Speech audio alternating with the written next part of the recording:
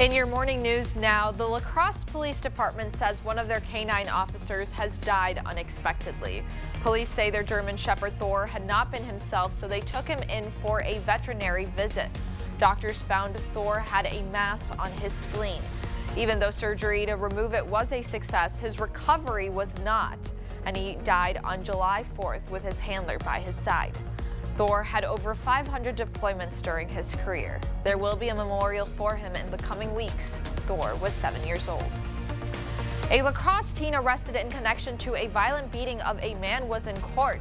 17-year-old Javon Long is charged with first-degree recklessly endangering safety and aggravated battery with a dangerous weapon, both as party to a crime.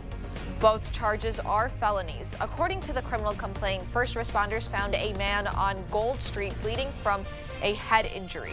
A police officer took the stand to testify what she saw in video recordings of the incident. She says Long punched the victim multiple times and another man used the victim's bike as a weapon. Long is out on a $5,000 signature bond. La Crosse police have arrested a man they believe intentionally sank a car into river near Huska Park.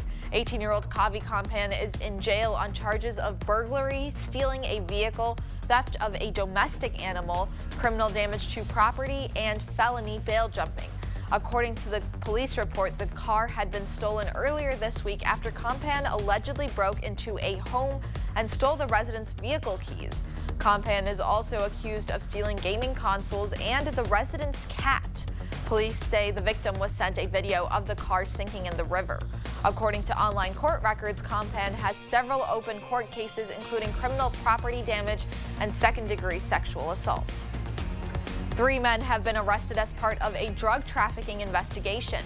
46-year-old Lewis Ray, 33-year-old Timothy Cannon, and 23-year-old Dante Ray Jr. were accused with dealing fentanyl and cocaine.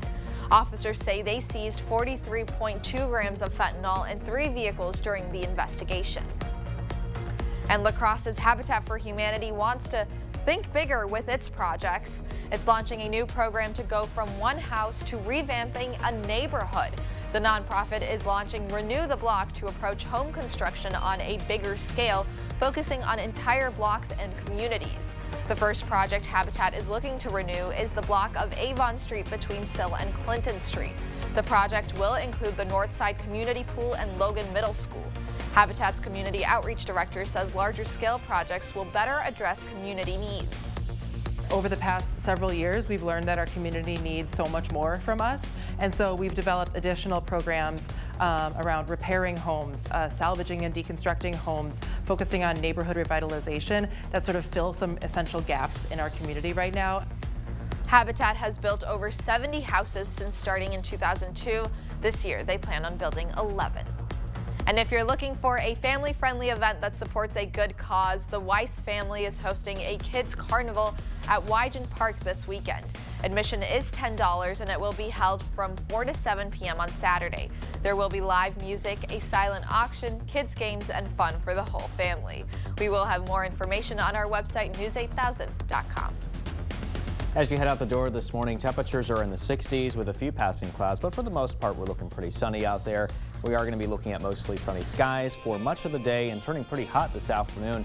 Highs into the upper 80s and low 90s. Here's a check on your 8-day forecast. A chance of a few thunderstorms over the next few days. Highs mainly into the 80s. Low temperatures into the 60s. Watch out for tonight, though, with a chance of showers and thunderstorms. Some of those storms turning strong to severe. We'll keep you updated here throughout the night. Very latest as those storms move through. But other than that, you know, at least we have some storm chances. We need the rain. Yeah. Hopefully nothing gets too severe tonight, though.